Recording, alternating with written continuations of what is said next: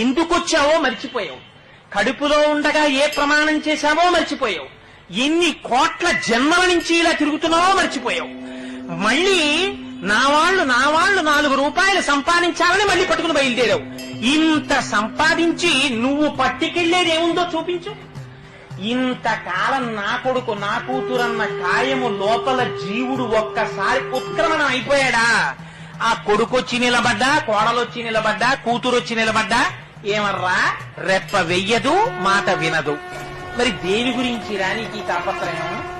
ఇవన్నీ కాకుండా ఇంకొకటి ఉన్నది అన్న నమ్మకం నీకుందా? నీ ఊపిరి తీయిస్తున్నవాడెవరు? నువ్వు తిన్న అన్నాన్ని జీర్ణం చేస్తున్నవాడెవరు? నీ కంటికి చూపుగా నిలబడి చూపిస్తున్నవాడెవడు? నీలో తృప్తిగా భాషిస్తున్నవాడెవరు? వాడెవరో ఎప్పుడైనా ఆలోచించావా? వాడికి ఒక నమస్కారం చేద్దామని ప్రయత్నం చేశావా?